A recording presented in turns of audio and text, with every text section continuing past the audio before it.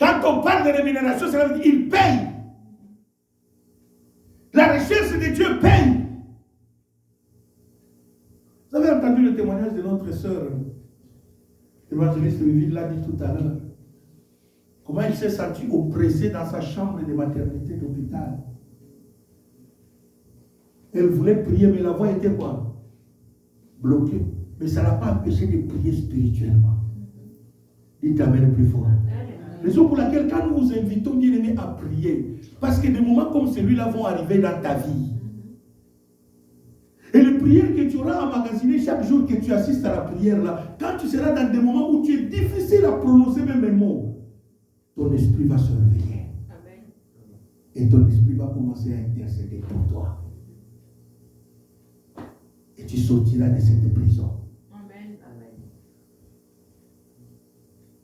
Les prières que nous faisons, bien aimés, ça paye. Yes. Ne banalisez pas les prières que nous faisons, même en ligne là, ça paye. Un jour, tu vivras cela. C'est là que tu te dis, waouh, je croyais qu'on était en train de quoi? De blaguer. Bien-aimé, ne négligez jamais ce moment de prière que nous passons ensemble. Bientôt, on va commencer à passer ce moment-là, même toute une semaine en prière.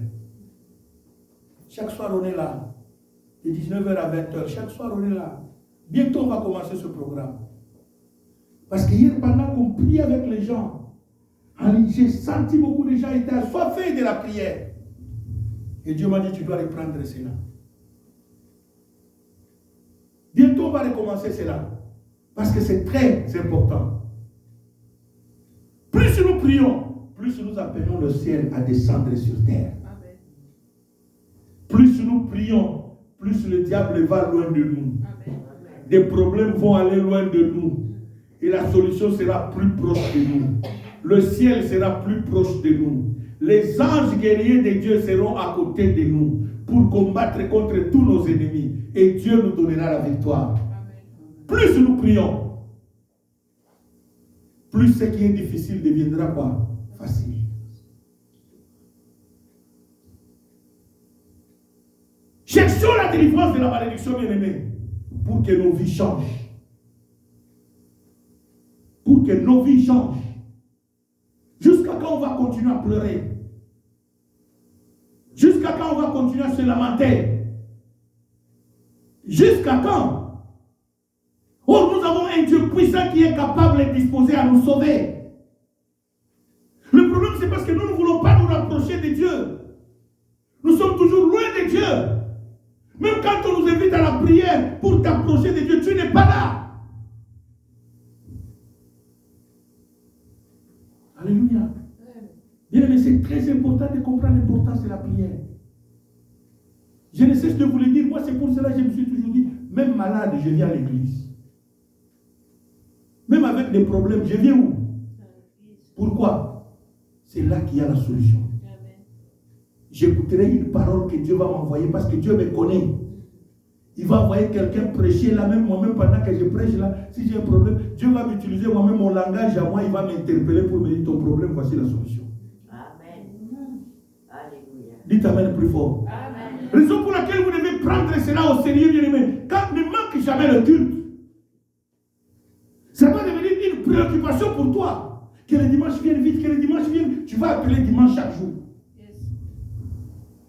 Cette soif-là de crier que dimanche vienne vite, que dimanche, parce que je dois aller à l'église.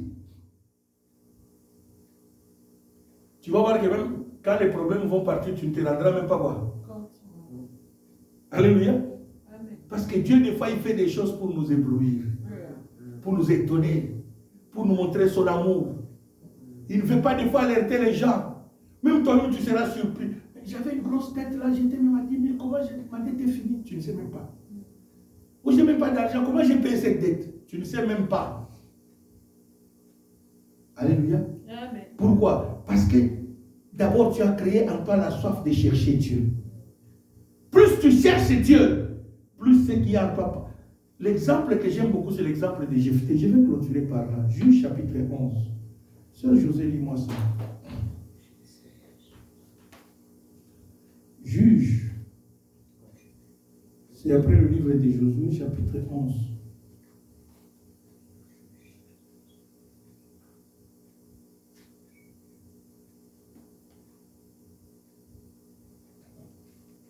De 1 jusqu'à 3.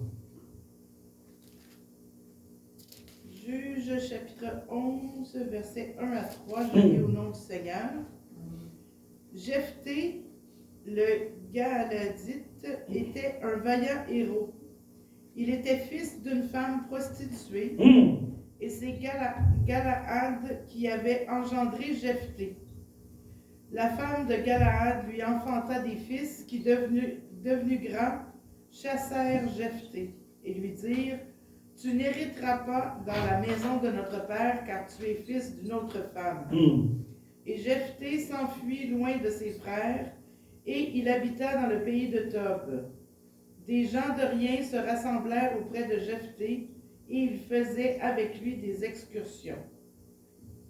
Amen. Amen. Est-ce qu'on peut acclamer très fort pour cette parole? Je vais terminer avec cet exemple, bien-aimé. Qui avait commis l'adultère? C'est Jephthé ou son père? Son père.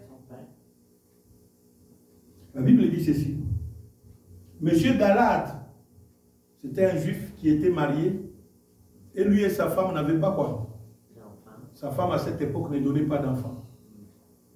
Le monsieur a dit non. Laisse-moi sortir avec une prostituée. Lui, la Bible le dit, il est allé comme... À Montréal, ici, c'est où? Parce qu'à Bruxelles, c'est au Gare du Nord, hein? Où il y a les vitrines. Tu vas voir les prostituées dans les vitrines exposées. Pratiquement nues. Ils cherchent des clients. Et c'est comme ça que Galaad est allé aussi comme dans les vitrines de Paris, au Château Rouge à Paris. À Paris aussi, ça y est là. Il a attrapé une prostituée. Comme à cette époque-là, il n'y avait pas de préservatif pour se protéger.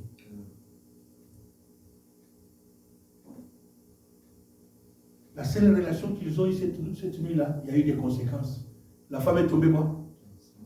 Enceinte. Le lendemain, la femme est venue chercher M. Galaad. Monsieur, je ne t'avais pas dit de m'engrosser. Là, tu commences à bloquer mon métier. Mais prépare-toi à venir chercher quoi? Ton enfant. Moi, je ne vais pas l'avorter, je ne vais pas tuer. Moi, on m'a appris de ne pas tuer, mais pour l'impudicité, il pouvait faire. Pour tuer cette femme, il ne pouvait pas voir. Il a refusé d'avorter. Et c'est comme ça que, pendant tout ce temps, elle continue à faire quoi? Son métier de prostitution. Et jusqu'à ce qu'elle a accouché. Quand elle a accouché, Monsieur Galaad est allé chercher quoi? L'enfant. Et Galaad a appelé cet enfant du nom de qui? De Jephthé. Alors écoutez maintenant le mystère de Dieu. Devant Dieu, Jephthé était vaillant héros. Mais devant la société, Jephthé était qui? Fils d'une prostituée. D'où la malédiction de son père est tombée sur qui? Sur Jephthé. Et la Bible dit quelques temps après, comme cet enfant a grandi dans la maison de Galaad, quelques temps après, Dieu a visité la femme de Galaad. Elle aussi a commencé à faire quoi? Des enfants. Et les enfants ont grandi. Et quand les enfants ont grandi, ils ont compris, leur mère leur a dit, faites attention avec ce monsieur-là. Certes qu'il est votre demi-frère, votre grand frère, mais il n'a pas droit de quoi? De l'héritage. Parce que c'est un fils d'une prostituée. Et par respect, ils sont venus lui dire, il dit, monsieur, nous sommes en train de parler parce qu'on doit se préparer. Notre père commence à devenir quoi?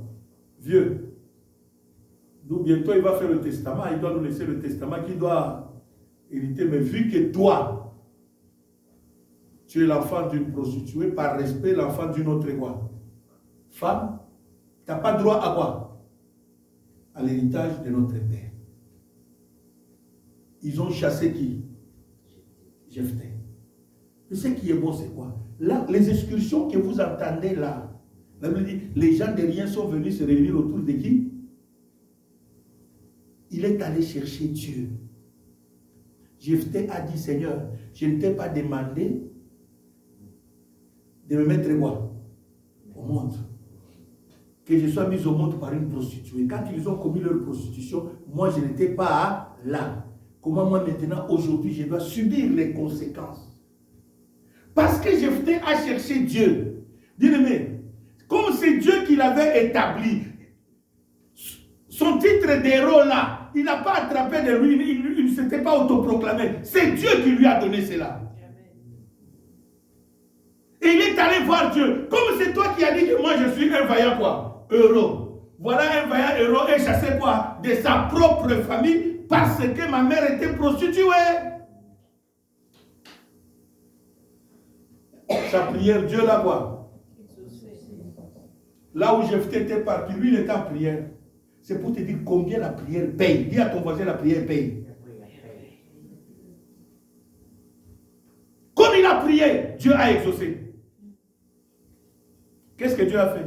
Dieu a créé des guerres là où ils sont restés. Et personne n'avait la force d'aller combattre. Tout le monde a compris que la seule personne qui nous donnait la victoire, c'était qui? Allons-y le chercher. Et la discussion a commencé. Mais quand on va le chercher, qu'est-ce qu'il va devenir? Il aura droit aussi à l'héritage. Il dit, mais nous n'avons pas le choix. Parce que c'est l'unique qui nous sauvait. Et lui aussi, hein. Quelle est la preuve qui nous dit que Jephthé, là où il était parti, là chercher Dieu? C'est son langage.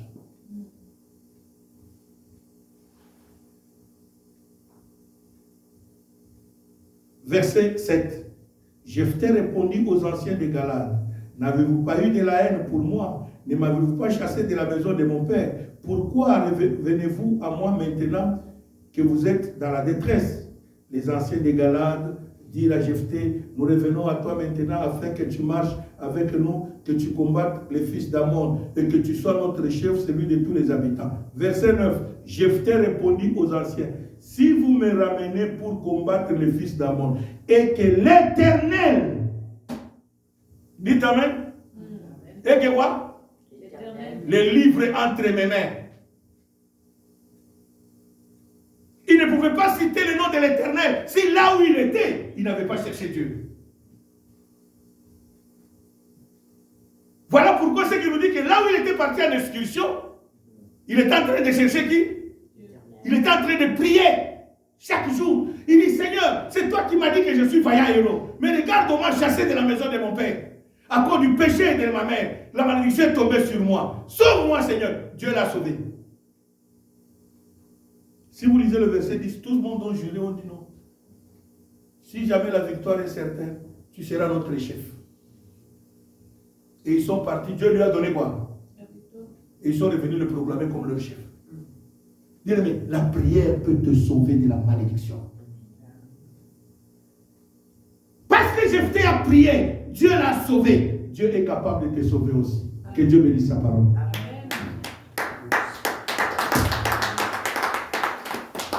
Mets-toi debout là où tu es. Nous allons dire merci à Dieu pour la parole.